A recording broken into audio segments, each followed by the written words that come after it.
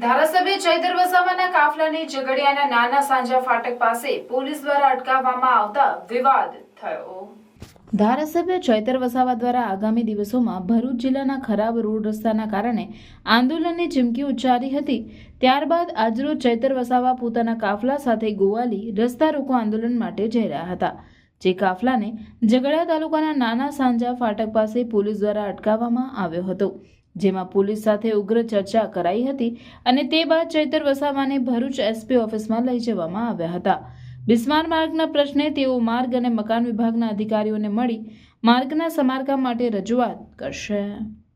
ભરૂચ જિલ્લાના તમામ સાથીઓ સાથે રસ્તા પર ઉતરવું પડ્યું છે અમને।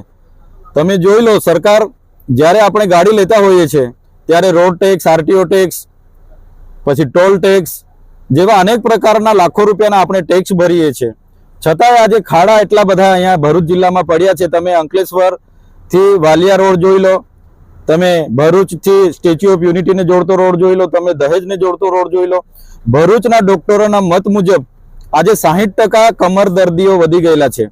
એટલા માટે આજે અમે રોડોના ખાડા પુરાવા માટે સરકાર સામે રોડ પર ઉતરવું પડ્યું છે।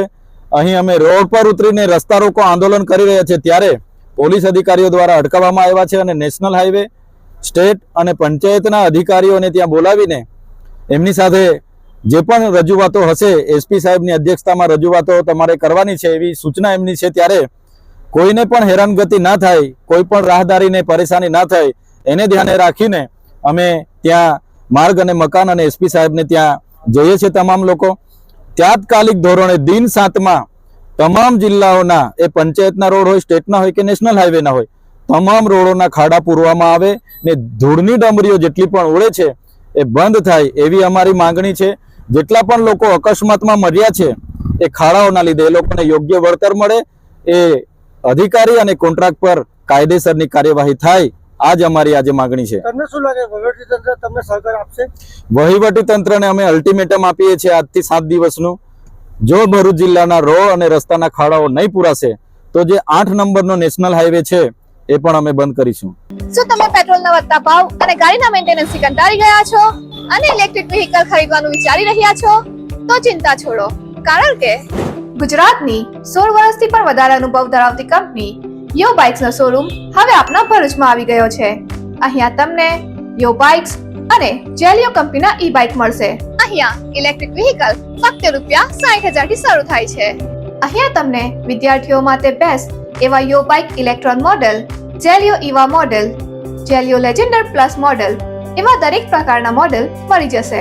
ફીચર્સની વાત કરીએ તો સિંગલ ચાર્જમાં 70 કિલોમીટરની એવરેજ ફર્સ્ટ મોડમાં મળી જશે, તેમજ digital speedometer, reverse gear system, cruise control, mobile USB charger, remote lock system, વિશાળ ટેકી space, BLDC motor, tubeless tyre.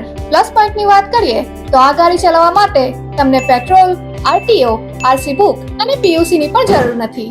અહીંયા તમને સરળ હપ્તેથી EMI પણ મળી જશે, સાથે ફેસ્ટિવલ ડિસ્કાઉન્ટ 2000 થી 5000 સુધીનું તો ખરું જ। અરે આટલા ઓછા ભાવમાં તમને આખા ભરૂચમાં આવા ફીચર સાથે કોઈ પણ કંપની ઇલેક્ટ્રિક બાઇક નહીં આપે। તો આજે જ પધારો જય માં ઈ બાઇક, દુકાન નંબર 13, શ્રી નિકેતન ટાઉન, ચામુંડા મંદિરની સામે, જરેશ્વર, ભરૂચ।